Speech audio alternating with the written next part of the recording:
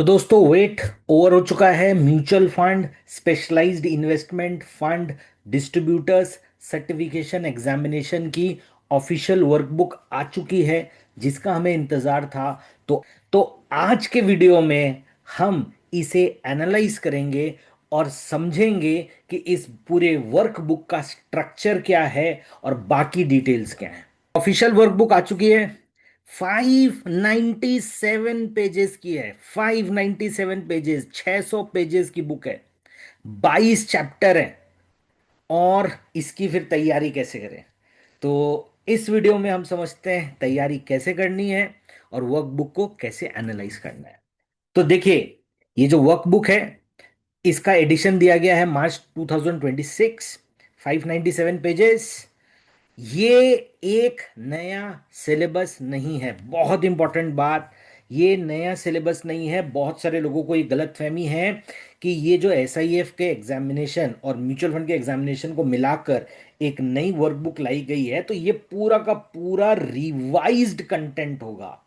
तो कोई कुछ भी कहे, मैं आपको इसका ब्रेकअप बताता हूं, देन यू विल रियलाइज कि ये कोई नई वर्कबुक नहीं है, बल्कि इसे असेंबल किया गया है। कैसे, उसे अब समझते हैं।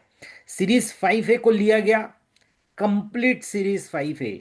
जितने chapters mutual fund distribution examination के थे, सारे के सारे इस वर्कबुक के अंदर हैं। तो अगर आप देखोगे तो 600 पेजेस में से तकरीबन तकरीबन 300 पेजेस सीरीज 5A ने लिया है, और ये पूरा कॉपी पेस्ट है। 5A की वर्कबुक को इस 600 पेज की वर्कबुक में जोड़ा गया है। इसके बाद आता है सीरीज 8, जो कि है इक्विटी डेरिवेटिव। पिछले वीडियो में मैंने आपको ऑलरेडी बताया है कि म्यूचुअल फंड 45%। फिर आता है आपका इक्विटी डेरिवेटिव और इंटरेस्ट रेट डेरिवेटिव, यानी सीरीज 4। तो अब हुआ ये है, पूरी वर्कबुक ले ली गई म्यूचुअल फंड डिस्ट्रीब्यूशन एग्जाम की। इक्विटी डेरिवेटिव के 10 में से 5 चैप्टर लिए गए, और सीरीज 4 के भी, जो कि इंटरेस्ट रेट फ्यूचर्स है, 10 में से 5 चैप्टर लिए गए। तो हुआ ये है कि 12 चैप्टर 5A से आ रहे हैं। सीरीज 8 की अगर आपके पास पुरानी वर्कबुक है, तो आप देखोगे कि जो पहले 5 चैप्टर है वो यहां से आ गए। इसके बाद में सीरीज 4 इंटरेस्ट रेट फ्यूचर्स, वहां से भी पहले 5 चैप्टर ले लिए गए हैं। ये भी मैं आपको बता देता हूं, ये पहले 5 चैप्टर लिए गए हैं। जो हमने इसको एनालाइज किया है, उससे हमें ये निकल कर आ रहा है। इससे आपको बना क्या स्क्रीन के सामने? Series 5D। तो नया एग्जामिनेशन नहीं है। तो अगर आपने पहले कुछ पढ़ाई की हुई है 5A की, या सीरीज 8 की, या सीरीज 4 की, या कॉमन डेरिवेटिव की, जिसके ऊपर हमने इतना काम किया है, तो आप एक चीज देखेंगे कि आपको फिर से ज्यादा कुछ पढ़ने की जरूरत नहीं पड़ेगी। तो अगर आप 5A कर चुके हो, कॉमन डेरिवेटिव की पढ़ाई कर रहे थे, तो ये वर्कबुक आपको और कंसोलिडेट कर देगी, कंसाइज कर देगी। जो इररेलेवेंट चैप्टर्स हैं उनको हटा दिया गया है। ये एक बहुत अच्छी बात है। ठीक है।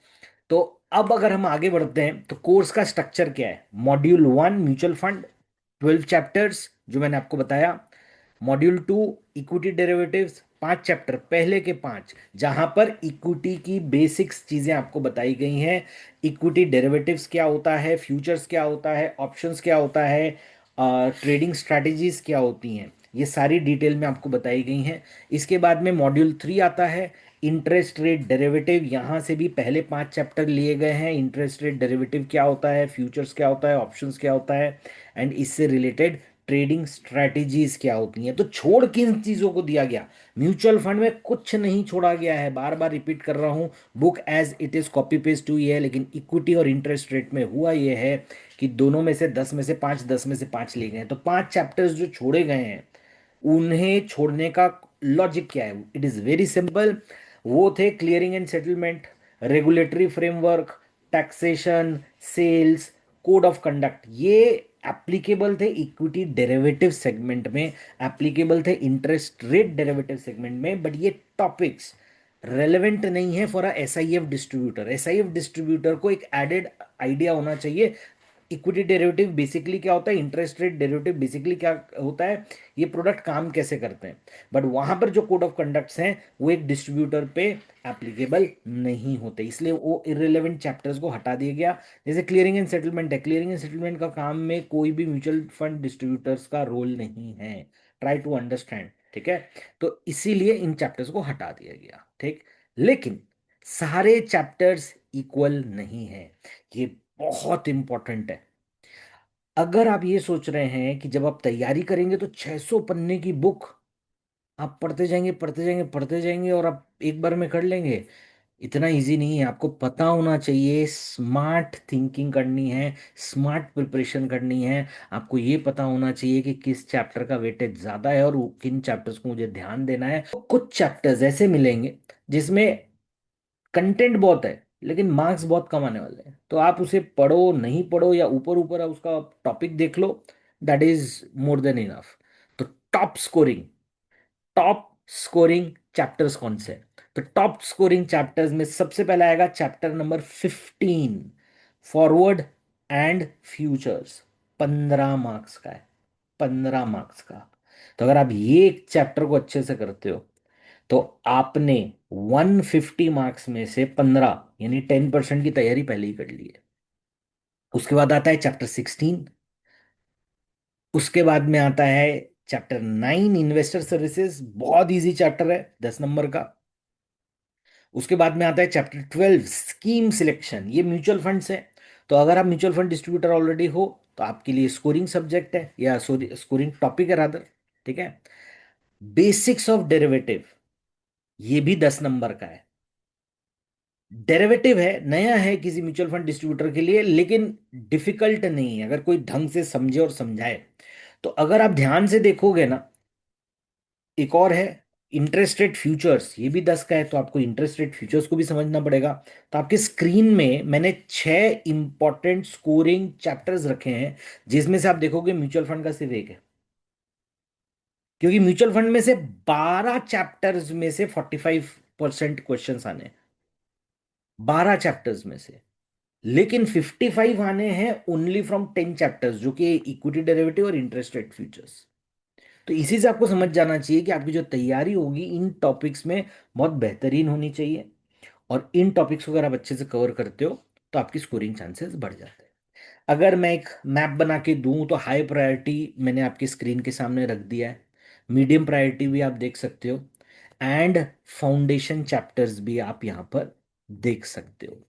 तो अब अगर आपको लग रहा है कि मुझे एक रोड मैप चाहिए या मुझे एक आइडिया चाहिए कि कहाँ से कितने नंबर के आने वाले हैं और किसको क्या तैयारी करनी है, तो अगर आप कहते हो if the demand is there, मैं आपको शॉर्ट नोट्स और एक इंफोग्राफिक बनाकर देता हूं, जहां पर आप बहुत आसानी से चीजों को समझ पाओगे कि कौन कौन से चैप्टर में कौन कौन से इंपॉर्टेंट पॉइंट्स हैं, ठीक है। तो अगर वो आपको चाहिए एज अ फ्री मटेरियल तो कमेंट पर यस लिखिए। पहले आपके यस का मैं इंतजार करता हूं, उसके बाद मैं आपको ये कंटेंट देता हूं और आगे चलकर मैं आपको उसका एक लिंक भी डाल दूंगा, तो इससे आप आसानी से इसे एक्सेस कर पाएंगे। द सरप्राइज, सरप्राइज तो जो मैंने आपको पिछली बार भी बताया था, 55% डेरिवेटिव में है। तो जैसा मैंने कहा डेरिवेटिव्स में आपका फोकस रहना पड़ेगा, ठीक है। डेरिवेटिव्स में आपका रहना पड़ेगा। और जब अब आपको वर्कबुक के बारे में पता चल चुका है कितने पेज की है, कौन कौन से चैप्टर्स हैं, किस चैप्टर का वेटेज क्या है, स्ट्रक्चर कैसा है, कि हाँ कहाँ पे क्या परसेंटेज क्वेश्चंस आने हैं, तो फाइनल क्वेश्चन आता है कि रोड मैप क्या होनी चाहिए। तो फिनशाल आपको एक रोड मैप दे रहा है। वो रोड मैप क्या है, वर्कबुक है, वर्कबुक को आपको अच्छे से करना है। कॉन्सेप्ट्स को उठाइए, पूरी वर्कबुक पढ़ने जाएंगे आप उलझ के रह जाएंगे। कॉन्सेप्ट्स को उठाइए, नोट्स को उठाइए। तो देखिए वर्कबुक एक्सप्लेनेशन मैं आपको कराने वाला हूँ, कॉन्सेप्ट्स मैं आपको क्लियर कराने वाला हूँ, नोट्स मैं आपको क्लियर कराने वाला हूँ। तो ये सारी चीज़ें अगर आप चाहते हो आपके इनबॉक्स में आए तो पहले तो आपको चैनल को सब्सक्राइब करना है, नोटिफिकेशन ऑन कीजिए ताकि सारी इंफॉर्मेशन आपकी इनबॉक्स पर आए। एमसीक्यूज, हम लोग स्पेशलाइज करते हैं एमसीक्यूज प्रोवाइड करने में। तो there will be 2 categories of MCQs, one will be free and one will be the mock test. और अगर आप लोगों ने हमारे कॉमन डेरिवेटिव एग्जामिनेशन को ऑलरेडी परचेज किया हुआ है, ऑलरेडी परचेज किया हुआ है।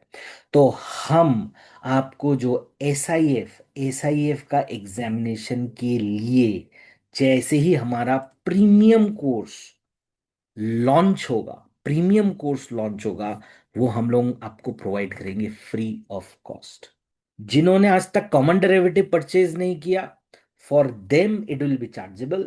बट जिन लोगों ने ऑलरेडी हमारे पर भरोसा दिखाया है, कॉमन डेरिवेटिव का कोर्स परचेज किया है, everybody will be getting the MCQs, premium MCQs. But जैसा हमने यूट्यूब में बहुत सारे फ्री एमसीक्यूज बनाए हैं, ऐसे ही एमसीक्यूज आपको इस एग्जामिनेशन सीरीज 5D के भी मिलते रहेंगे। ठीक है, तो आपको इस चीज की चिंता करने की जरूरत नहीं है कि तैयारी कैसे होगी। अब आप सिर्फ काउंटडाउन स्टार्ट कीजिए और कंटेंट हम आपको प्रोवाइड करते हैं।